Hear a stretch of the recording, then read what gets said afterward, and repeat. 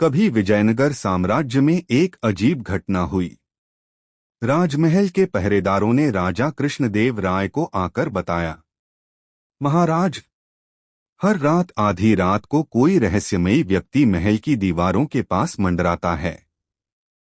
वह किसी को नुकसान नहीं पहुंचाता, लेकिन उसके पैरों की आवाज और छायाएं सबने देखी हैं। जैसे ही हम पकड़ने की कोशिश करते हैं, वह गायब हो जाता है। राजा चिंता में पड़ गए। दरबार में चर्चा हुई। सैनिकों ने कड़ी चौकसी की, पर रहस्यमयी मेहमान पकड़ में नहीं आया। आखिरकार राजा ने कहा, तेनालीरामन, अब इस रहस्य का समाधान तुम्हें ही खोजना होगा। तुम्हारी बुद्धि पर मुझे सबसे ज्यादा विश्वास है। तेनालीरामन की योजना। तेनालीरामन मुस्कुराए और बोले, महाराज, इस रहस्यमयी व्यक्ति का पता लगाने के लिए हमें ताकत से नहीं, चालाकी से काम लेना होगा।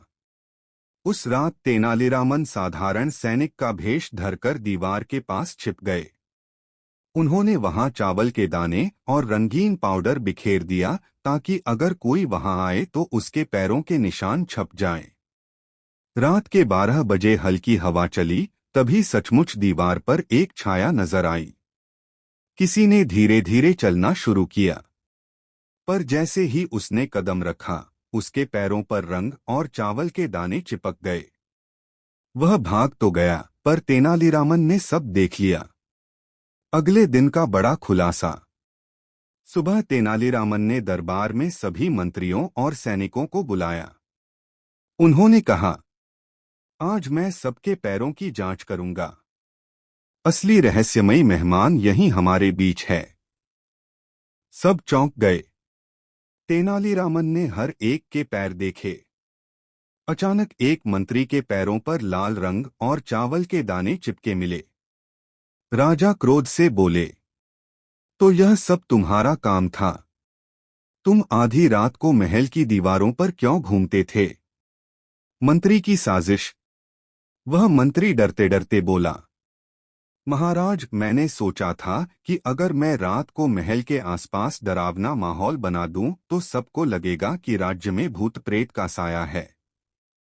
फिर मैं झाड़फूंक और तांत्रिक उपाय करके आपकी कृपा पा सकता हूं और दरबार में अपना प्रभाव बढ़ा सकता हूं।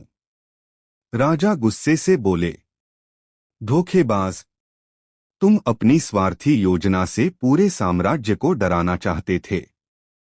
तेनालीरामन की सीख।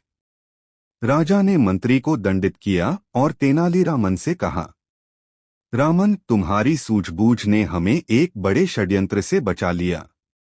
बताओ, तुम्हें क्या इनाम दूं?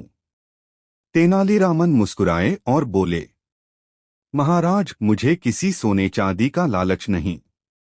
बस यही इनाम दीजिए कि आप हमेशा अपनी प्रजा की भलाई को सबसे ऊपर रखें। क्योंकि जब राजा धर्म और न्याय के मार्ग पर होता है तो पूरा राज्य सुरक्षित रहता है। राजा ने गले लगाकर कहा, रामन, सचमुच तुम ही मेरे राज्य के सच्चे रक्षक हो। कहानी से सीख। डर और अंधविश्वास का लाभ उठाकर लोग स्वार्थ सिद्ध करने की कोशिश करते हैं। सच्चाई और बुद्धिमत्ता से ही झूठ और चालाकी का पर्दाफाश होता है। राजा हो या आमजन, सभी को सजग रहना चाहिए ताकि कोई हमें भ्रमित न कर सके।